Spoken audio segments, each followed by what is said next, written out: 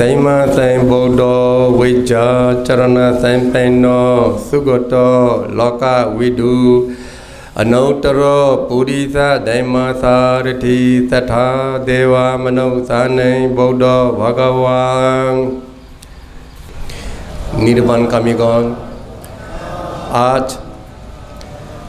November মাসের 10 তারিখ শুক্রবার 2017 সালের সকালবেলা খুব সুন্দর পরিবেশে শীতের আমেজে এই সুন্দর মানসিকতায় আজ ক্ষমাক্যঙে বুদ্ধের পরিভোগ জাতি অর্থাৎ বুদ্ধবৃক্ষ রোপণ অনুষ্ঠান আমরা সুসম্পন্ন করেছি।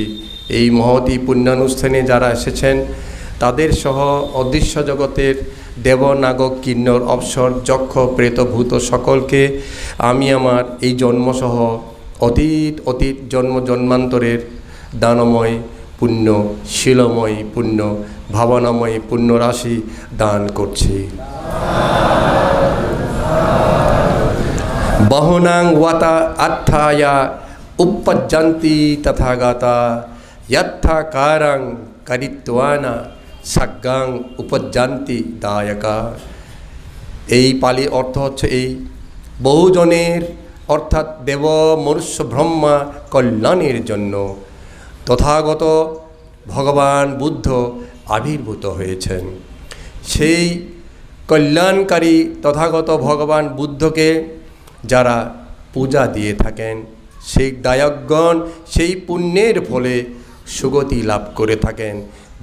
দেব মনুষ্য ব্রহ্মসুখ পরিশেষে নির্বাণ সুখ লাভ করে থাকেন। নির্বাণকামীগণ দীপঙ্কর বুদ্ধের নিকট যখন আমাদের বোধিসত্ত্ব সুমেধ তাপস বর প্রার্থনা করেছিলেন সেই জন্মেই তিনি ইচ্ছা করলে নির্বাণ উপনীত হতে পারেন। তার ৮০,০০০ শিষ্য ওই সময় অরহত্ত মার্গফল লাভ করে নির্বাণ লাভ করেছিল। তিনি কেন নির্বাণ লাভ করেন নাই? তিনি বুদ্ধত্ব কামনা করেন। কেন কামনা করেন? আমাদের এই অসহায় দেব মনুষ্য ব্রহ্মার মুক্তির কামনায় তিনি আমাদের জন্য আরও দুঃখ বরণ করতে প্রস্তুত হয়েছিলেন। তিনি আরও 4 অসংখ্য লক্ষাধিক কল্পকাল ব্যাপী বিভিন্ন যোনিতে উৎপন্ন হয়ে জন্ম নিয়ে তিনি পারমী পূরণ করেন আমাদের মুক্তির জন্য, আমাদেরকে নির্বাণের পথ দেখাবার জন্য, নির্বাণের আলো প্রজ্বলন করবার জন্য। তার এই কষ্ট এই দুঃখ বর্ণনাতীত। 4 অসংখ্য লক্ষাধিক কল্প কল্পনা করার মতো নয়। এক কল্পও তো কল্পনা করা যায় না। নির্বাণকামীগণ বুদ্ধ যদি উৎপন্ন না হতেন তাহলে সাধু মানুষও যার চিত্ত বিশুদ্ধ সেও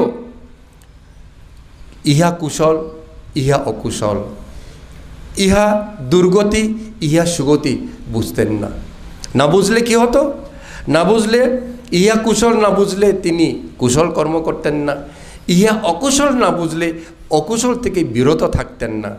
ইহা দুর্গতি না বুঝলে দুর্গতিতে পতিত হতেন। ইহা সুগতি না বুঝলে সুগতিতে যেতে পারতেন না।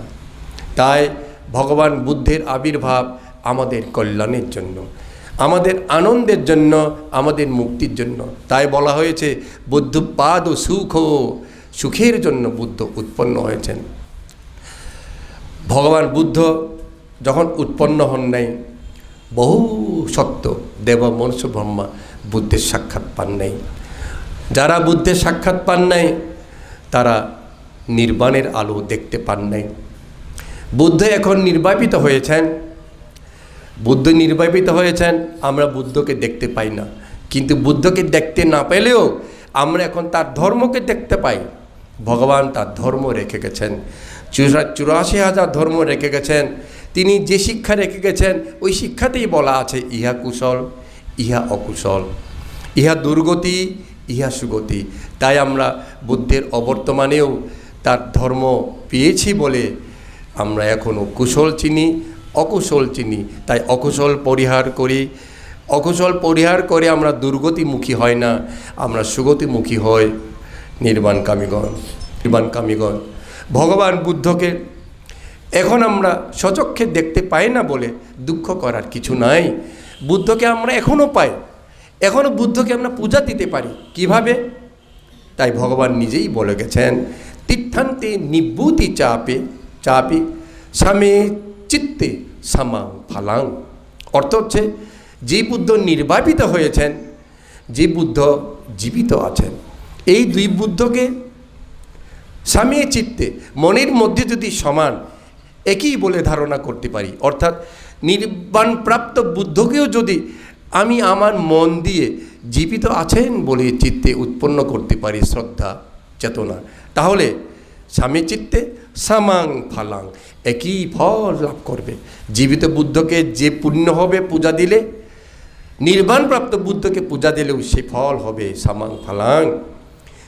চেতোপনিধি হেতুহি, চেতোপনিধি হেতুহি, হেতু হেতু উৎপন্ন করতে হবে কোথায়? এই চিত্তে। কেমন হেতু? যে বুদ্ধ নির্বাপিত হয়েছেন, এই বুদ্ধ একই বুদ্ধ। অর্থাৎ আজকে যে আমরা এখানে বোধিবৃক্ষ লাগিয়েছি, এই বোধিবৃক্ষ এটা বুদ্ধ। ক্যাঙের ভিতরে যে বুদ্ধ মূর্তি আছে, ইহাও এই বুদ্ধ। এই জীবিত বুদ্ধ, এই মূর্তি বুদ্ধ এক। এইভাবে যদি অন্তরে হেতু উৎপন্ন করতে পারি, চেতোহি পেনেদি হেতু হি, এই হেতু যদি উৎপন্ন করতে পারি, সত্তা দেব মনুষ্য ব্রহ্মগণ গচ্ছন্তি সুগতি লাভ করতে পারে, স্বর্গে যেতে পারে, ব্রহ্মলোকে যেতে পারে, নির্বাণে উপনীত হতে পারে। নির্বাণকামীগণ, এই ধরনের 4 রকমের জাতি আছে। 4 রকমের জাতি আপনারা সবাই জানেন। ধাতু জাতি, ধর্ম জাতি, উদ্দেশ্য জাতি, পরিভোগ জাতি। চিতি অথবা জাতি কাকে বলে? যাহা পূজার উপযুক্ত তাহা চিতি, তাহাই জাতি।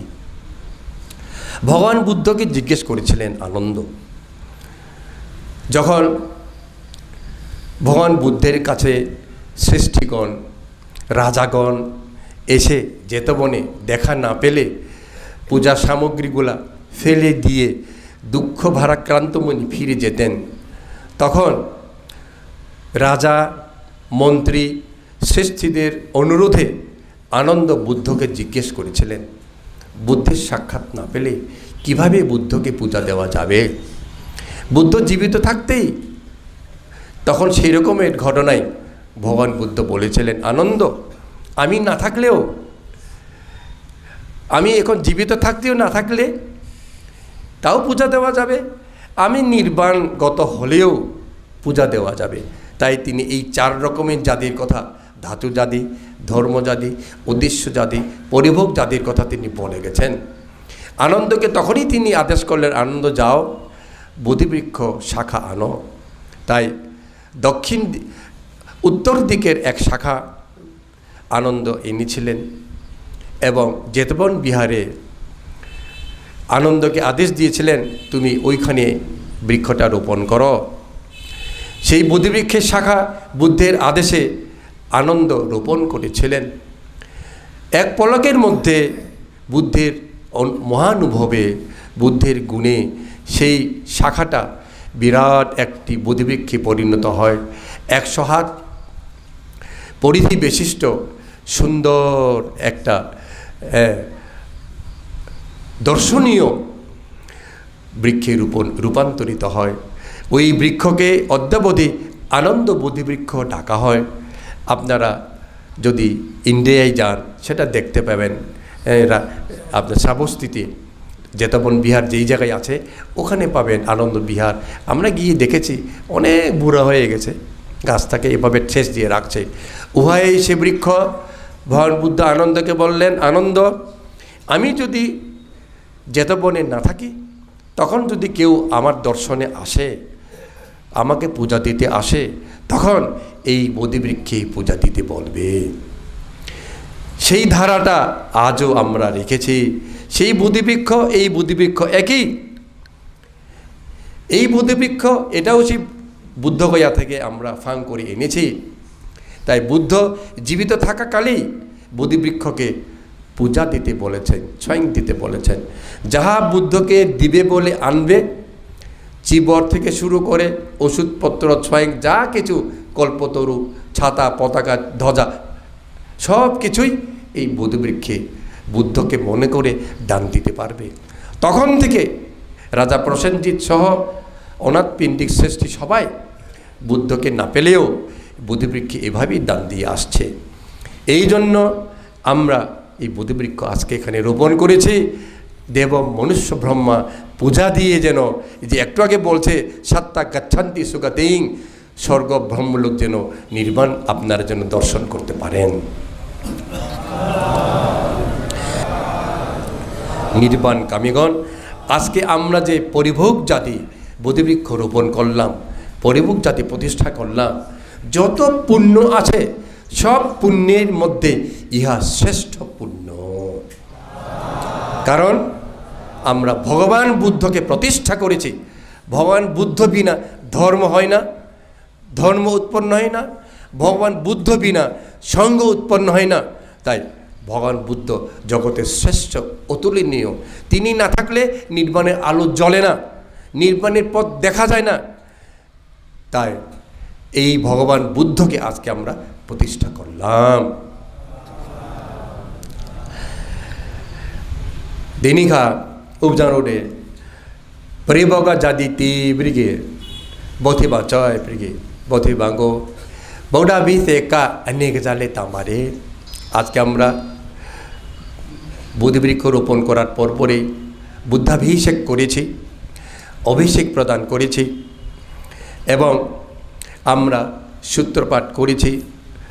আমরা মৈত্রী সহ বুদ্ধের যে সকল উদাহরণ গাথা সেগুলো বলেছি। এগুলোর মাধ্যমে আজকে আমরা কি করলাম? পরিভোগ জাতিকে পূজা করলাম। দুই রকমের পূজা করলাম, আমিষ পূজাও করলাম, আমরা ধর্ম পূজাও করলাম। আমিষ পূজা কিভাবে করলাম?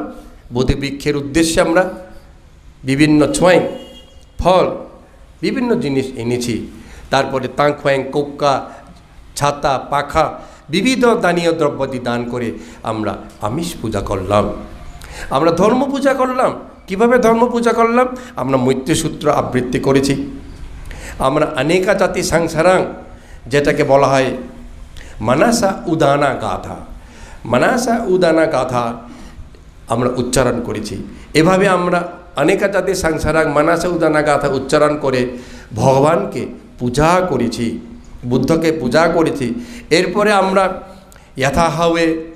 যথাহাওয়ে তিনবার আমরা বলেছি, তিন রকম বলেছি, যেটা ভগবান বুদ্ধের মুখ নিঃসৃত। ভগবান বুদ্ধত্ব প্রাপ্তির পরে উনি যে ওনার মনে যে আনন্দ প্রীতি উৎপন্ন হয়েছিল, এই প্রীতি সর্বমনস্য এটা ওনার মুখ থেকে বেরিয়ে আসছিল।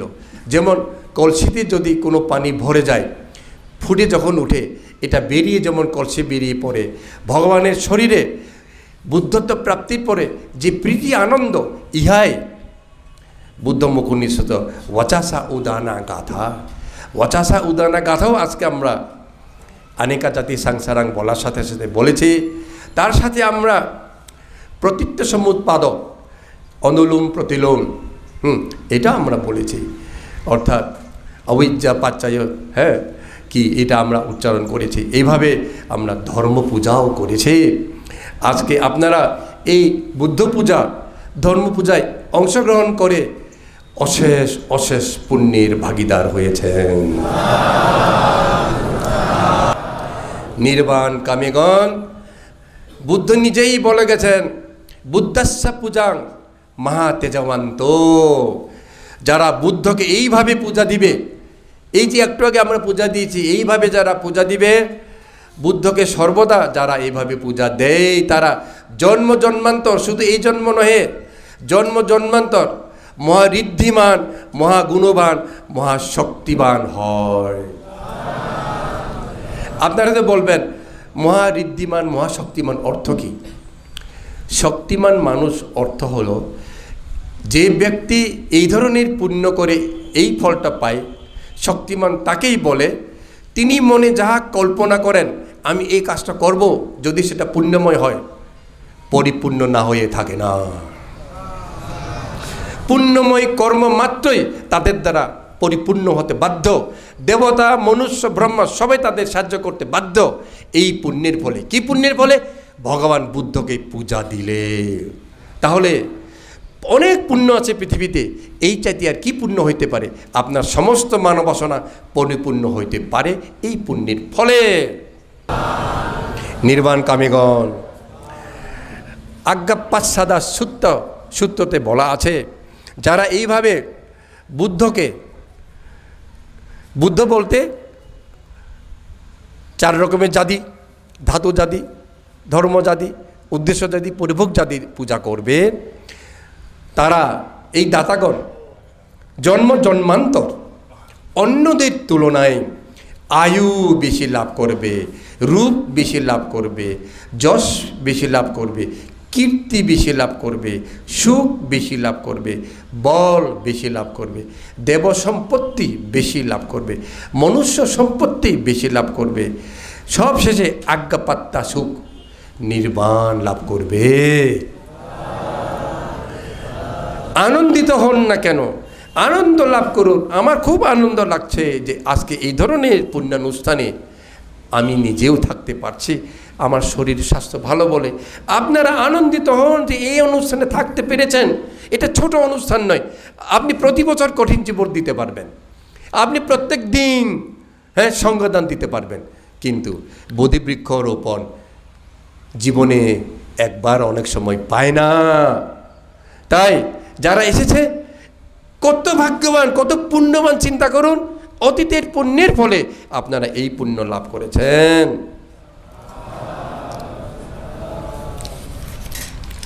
নির্বাণকামীগণ, একবার রাজা প্রসেনজিৎ বুদ্ধকে জিজ্ঞেস করেছিলেন, ভগবান, যারা এভাবে বুদ্ধের যে 4টা জাতি আছে, এই 4টা জাতিকে যারা এইভাবে পূজা করে থাকে, তারা কি ফল লাভ করবে? তখন ভগবান বলেছিলেন, রাজা প্রসেনজিৎ, যারা এইভাবে 4 রকমের জাতিকে পূজা করবে, আগে যে 9 রকম বলছি এটা তো আছেই, আরও বুদ্ধ বললেন, এরা জন্মান্তর উচ্চ কুলেই জন্ম নিবে, নিম্ন কুলে কোনো দিন জন্ম নিবে না। রাজকুলে, মন্ত্রীকুলে, সেনাপতিকুলে, শ্রেষ্ঠকুলে, সম্ভ্রান্ত বংশে তারা জন্ম লাভ করবে। তারা হীন দীন গরিব বংশে কোনো দিনও জন্ম নেবে না। ইহাও একটা বড় সুফল। দেখুন কত বড় একটা কথা আমি বলি। এখানে জ্ঞানীগণ বলছেন যে এ যে সাধুকারে বিম্বাং ধুয়াং বুদ্ধ ভবিষ্যতি। এইভাবে এই 4 রকমের জাতি, ধাতু জাতি, ধর্ম জাতি, উদ্দেশ্য জাতি, পরিভোগ জাতির সামনে পূজা দেওয়ার সময় যদি আমি বুদ্ধকে পূজা করছি, সেই বুদ্ধ যিনি আরহাং সাম্মা বুদ্ধ বুজ্জাচারা সম্পন্ন, এভাবে 9টা গুণকে স্মরণ করে যদি পূজা দেওয়া যায়, মনের ভিতর বুদ্ধকে যদি এভাবে প্রতিস্থাপন করা যায়, তাহলে সেই মনের ভিতর স্থাপিত বুদ্ধের সামনে, এই বোধিবৃক্ষের সামনে বুদ্ধ বর প্রার্থনা করা যায়। আমরা সাধারণত জানি যে বুদ্ধত্ব কামনা করলে, বুদ্ধ বর কামনা করলে জীবিত বুদ্ধের সামনে করতে হয়, এটা সত্য কথা। কিন্তু আমরা এখন জীবিত বুদ্ধ পাবো কোথায়? আপনারা এইভাবে যদি অন্তরে বুদ্ধকে স্থাপন করতে পারেন, এই পরিভোগ জাতি, বুদ্ধ ধাতু জাতির সামনেও বুদ্ধত্ব কামনা করতে পারেন। এত বড় পুণ্য ভগবান বুদ্ধ বলে গেছেন আমাদের আপনাদের কল্যাণের জন্য। নিবে লোলা যা পড়ো হয়তো সেটি বেশি প্রমেন। এবার একটু গল্প বলি। অনেকক্ষণ অনেক কথা শুনে অনেকে ঘুম আসতেছে, হইতেও পারে। আমি দেখছি কয়েকজন একটু ঝিমাইতে চাই। 91 কল্পকাল আগে ফুস্য বুদ্ধ পৃথিবীতে আবির্ভূত হয়েছিলেন। ফুস্য বুদ্ধ আবির্ভূত হয়ে নির্বাণ যাওয়ার পর এক ব্যক্তি ওই সময় ফুস্য বুদ্ধকে দেখেন নাই, তিনি শুধু পুষ্য বুদ্ধের জাতি আছে, মূর্তি আছে, এগুলো তিনি জানেন। তাই তিনি কোনো এক জায়গায় যেতে যেতে তিনি দেখতে পেলেন যে বুদ্ধ মূর্তি ভেঙে গেছে, ময়লা নিচে মাটিতে পড়ে আছে, বুদ্ধের জাতি ইট পাথর ভেঙে খসে পড়ছে। কোন বুদ্ধ জানেন? পুষ্য বুদ্ধ, পুষ্যা বুদ্ধ। তখন লোকটার অন্তরে শ্রদ্ধা উৎপন্ন হলো, আমি বুদ্ধকে দেখি নাই, কিন্তু বুদ্ধের জাতি দেখছি, বুদ্ধের মূর্তি আমি দর্শন পাচ্ছি। এই আনন্দ মনে তিনি ওখানে যে জঙ্গল হয়ে গিয়েছিল, এই জঙ্গলগুলো তিনি পরিষ্কার করলেন। জঙ্গল পরিষ্কার করে বুদ্ধ মূর্তিগুলোকে ঠিক মতো সুন্দর করে আবার বসিয়ে, বুদ্ধ জাতি যেটা ভেঙে গেছে, যেখানে নষ্ট হয়ে গেছে, ওখানে যদ্দূর সম্ভব তার নিজের চেষ্টায় মেরামত করে তিনি পূজা দিয়েছিলেন। এইটুকু পুণ্যকর্ম এর ফলে এই ব্যক্তি মৃত্যুর পরে স্বর্গে উপনীত হন। এইভাবে 91 কল্পকাল ব্যাপী স্বর্গ মর্ত এইভাবে বিচরণ করে কোনো একটা জন্ম তিনি অপায়ে যান নাই। সুগতি লাভ করার পরে তিনি আমাদের ভগবান বুদ্ধ যখন উৎপন্ন হন, তিনি শ্রেষ্ঠ বংশে জন্মগ্রহণ করেছিলেন এবং ভগবান বুদ্ধের দর্শন লাভ করে, ভগবান বুদ্ধের ধর্ম শোনা মাত্রই তার অন্তরে বৈরাগ্য জাগ্রত হয়ে তিনি প্রবজ্জা লাভ করেছিলেন এবং পরিশেষে তিনি ভগবান বুদ্ধের কাছে ভিক্ষু হয়ে অরহত্ত মার্গফল লাভ করেছিলেন। এই জন্য বুদ্ধের এই প্রাঙ্গণকে ওয়াচ্চা সেবা যারা করে তারা এই রকমের পুণ্য পেতে পারেন। এই বোধিবৃক্ষ লাগাবার জন্য আমার ভিক্ষুদের মধ্যে ক্যাঙে যারা আছে, বিশেষ করে পাইয়া এই মহাপাইয়া এরা, তারপরে আমার ওই শিষ্য নামটাও মনে থাকে না অনেক সময়, এরা নাম এখন মনে নেই হঠাৎ করে, এরা সবাই, এবং তার সাথে সাহায্য করেছে।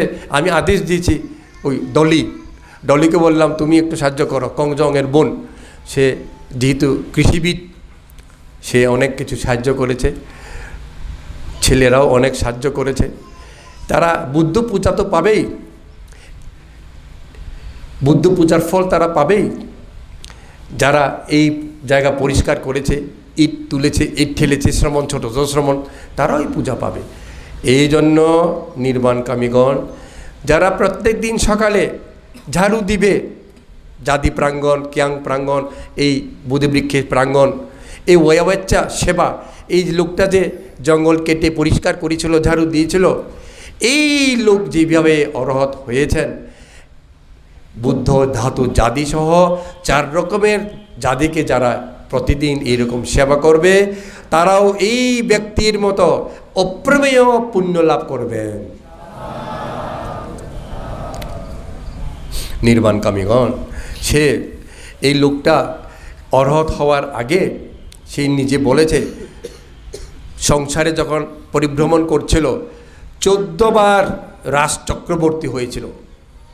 চক্রবর্তী রাজা অর্থ গোটা পৃথিবীর মালিক। 14 বার হয়েছিল। বহুবার সম্রাট, মহারাজা, রাজা হয়েছিল, অগণিতবার দেবরাজ হয়েছিল, অপায়ে কোনোবার যায় নাই। নির্বাণকামীগণ, এভাবেই তার নাম হয়েছিল খান্ডা ফুল্লিকা অরহ। তারও আরও কিছু ঘটনা একটা বলি। 94 কল্প আগে পৃথিবীতে আবির্ভূত হয়েছিলেন সিদ্ধার্থ বুদ্ধ। বুদ্ধের নাম সিদ্ধার্থ, আমাদের সিদ্ধার্থ নয়, আমাদের বুদ্ধের নাম গৌতম, ছোটকালের নাম সিদ্ধার্থ। কিন্তু এই বুদ্ধের নাম 94 কল্প আগে, ওনার নাম হলো সিদ্ধার্থ। তিনি যখন নির্বাপিত হলেন, তখন এক দায়ক বুদ্ধের এই সিদ্ধার্থ বুদ্ধের জাদি ছিল। মনে রাখবেন, যত বুদ্ধ পৃথিবীতে এসেছে প্রত্যেক বুদ্ধের শরীর ধাতু জাদি তৈরি হয়েছে। শুধু গৌতম বুদ্ধের জাদি তৈরি হয়েছে মনে করবেন না, প্রত্যেক বুদ্ধের। তাই কেন বুদ্ধ এই জাদি রেখে যান, ধাতু রেখে যান? ওনাকে দেখতে না পেলেও এই শরীর ধাতু জাদি দেখে পূজা করে যেন মানুষ নির্বাণ পায়, এই উদ্দেশ্যে।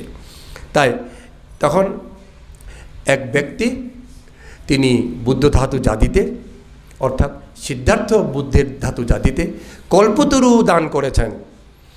আজকে এখানে কল্পতরু শুধু একজনই দান করেছেন, থঞ্চপ্রু মাস্টার।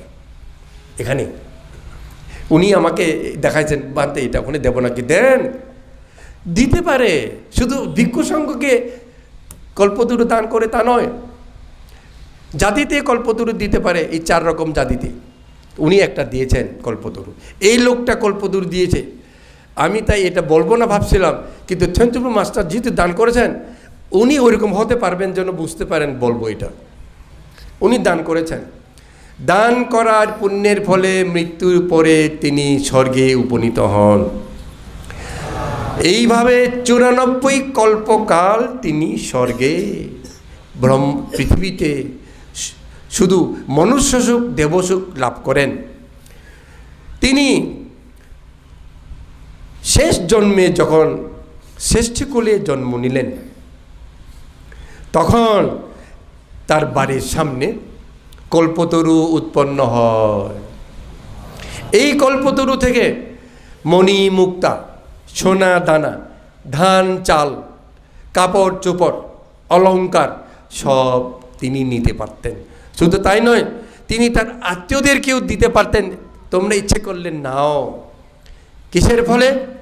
তিনি বুদ্ধ ধাতু জাতিতে কল্পতরু দান করেছিলেন বলে। এইভাবে তিনি বুদ্ধের সাক্ষাৎ পাওয়ার পরে ভিক্ষুকুলে তিনি দীক্ষা নিয়ে অরহত্ত মার্গফল লাভ করেন।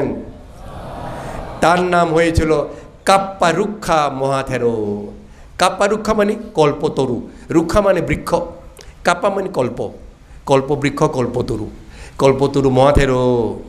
এই আমাদের থঞ্চপ্রু মাস্টারও বলা যায় না তো, আগামী কোন এক বুদ্ধের সময় কাপ্পা রুক্ষা মহাথেরো হতে পারবেন।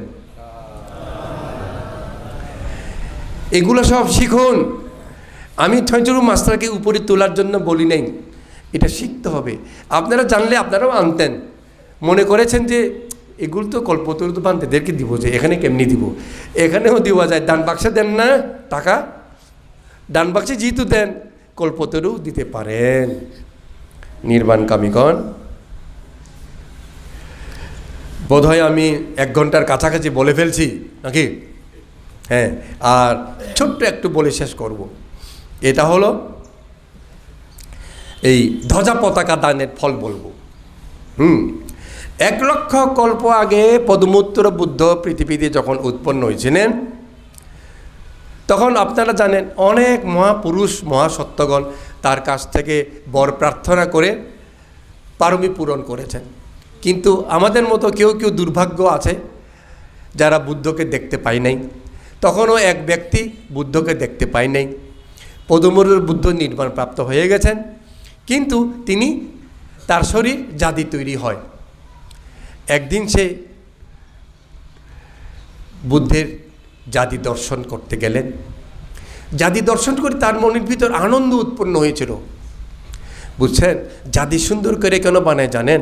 যেন আনন্দ হয়, প্রীতি উৎপন্ন হয়, দান চেতনা উৎপন্ন হয়, শ্রদ্ধা উৎপন্ন হয়। তাই জাদি সুন্দর করে বানাতে হয়। এমনি এমনি বানায় দিলে দেখতে কিছু ভালো লাগে না। বুদ্ধমূর্তি বানিয়েছেন, বুদ্ধমূর্তি দেখলে শ্রদ্ধা জাগে না, তাহলে তো পূজা করতে ইচ্ছা হয় না। বুদ্ধমূর্তি বানাতেও এমন বানাতে হয় যেন দেখলে শ্রদ্ধা উৎপন্ন হয়, প্রীতি উৎপন্ন হয়। তাই তখনও পদমূত্র বুদ্ধের জাতি এত সুন্দর করে তৈরি করা হয়েছিল যে সেই দায়ক আনন্দ পেয়েছিল, শ্রদ্ধা জেগেছিল, আমি কি দান করব, কি দান করব। শেষে তার কাঁধে একটা দামি একটা শাল ছিল, চাদর। তিনি চিন্তা করলেন, এই চাদরটা আমি ধ্বজা বানাইয়া দান করব। উঁচা লম্বা একটা বাঁশ তিনি জোগাড় করে আনলেন। বাঁশের মাথায় সেই শালটাকে বেঁধে, ওই যে ধ্বজা দেখতেছেন না, এরকম তিনি জাতির পাশে ধ্বজা উত্তোলন করে বুদ্ধকে দান করলেন। এই দানের ফলে তিনি জন্ম জন্মান্তর অপায়ে গমন করেন নাই, শুধু স্বর্গেই জন্ম নিয়েছেন। শেষ ভগবান বুদ্ধ যখন পৃথিবীতে আবির্ভূত হলেন তখন তিনি শ্রাবস্তিতে ব্রাহ্মণকুলে জন্ম নিলেন। ব্রাহ্মণকুলে জন্ম নিয়ে যখন তার বয়স 15 বছর হয় তখন অনাথপিণ্ডিকের জেতবন বিহার তৈরি হয়েছিল এবং জেতবন বিহার উৎসর্গ অনুষ্ঠানে ওই ছেলেও গিয়েছিল তার বাবার সাথে। অনাথপিণ্ডিক বুদ্ধকে জেতবন বিহার উৎসর্গ অনুষ্ঠান যখন করলেন তখন ভগবান বুদ্ধের ধর্মশ্রবণ করার সুযোগ তার হয়েছিল। ধর্মশ্রবণ করার সুযোগ হয়ে 1 লক্ষ কল্প আগে সেই চাদর ধ্বজারূপে দান করার পুণ্য পাকতে শুরু করলো। তার অন্তরে বৈরাগ্য উৎপন্ন হলো। 15 বছর বয়সেই তিনি মা বাবার কাছ থেকে অনুমতি নিলেন, আমাকে অনুমতি দিন মা বাবা, আমি বুদ্ধের ধর্ম শুনে প্রবচন নিতে চাই। মা বাবা অনুমতি দিলেন, প্রবচন নিলেন বুদ্ধের কাছ থেকে ধ্যান শিক্ষা নিয়ে। মাত্র সেই 15 বছর বয়সে প্রতিসম্বিতা প্রাপ্ত অরহত হন। কিসের পুণ্যের ফল? ওই ধ্বজা। এই জন্য ধ্বজা যা আমরা তুলি, কেউ যায় না ধ্বজা তোলার সময়, কিছু নয়, কেউ যায় না, যাবেন। এইভাবেই ধ্বজা তোলার পুণ্যের ফল অরহত্ব মার্গফল পর্যন্ত লাভ হয়। আমি আপনাদের দেশের জন্য বলেছিলাম ধ্বজা মানি বিজয় পতাকা। আপনার জীবন বিজয় সূচিত হবে, পরাজয় জীবনে দেখবেন না। যদি জন্মান্তর জয় জিনিসটা চান ধ্বজা উত্তোলন করুন। তাই এই ব্যক্তির মতো আপনারা ধ্বজা দান করে নির্বাণের বীজ বপন করুন, নির্বাণ কামীগণ। এইভাবেই আমরা ধাতু জাতি, ধর্ম জাতি, উদ্দেশ্য জাতি, পরিভোগ জাতিতে পূজা দিয়ে জীবিত বুদ্ধকে পূজা দেওয়ার ন্যায় সমান পুণ্য অর্জন করে নির্বাণের পথ আমরা প্রশস্ত করতে পারি, নির্বাণের বীজ বপন করতে পারি। আজকে সেই কারণে যারা উপস্থিত হয়েছেন, আমাদের মন্ত্রী উষতিং বীর বাহাদুর সহ এখানে থৈঞ্চপ্রভু, এখানে আরও গণ্যমান্য ব্যক্তিগণ, তারা আজকে এই পুণ্যের অংশীদার হয়েছেন। গর্বিত হন, আনন্দিত হন, পুলকিত হন, প্রীতি লাভ করুন যে আমরা অমৃতের স্বাদ পাব। আমরা সে ধরনের পুণ্যবীজ বপন করেছি। আজকে পরিভোগ জাতি প্রতিষ্ঠা করে এক অতুলনীয় পুণ্যের সম্ভার আমরা লাভ করার সৌভাগ্য অর্জন করেছি। আনন্দিত হন সবাই, আনন্দ চিত্তে এভাবেই নির্বাণের পথ প্রশস্ত করুন। এই উপদেশ দিয়ে আমার ছোট্ট দেশনা শেষ করছি।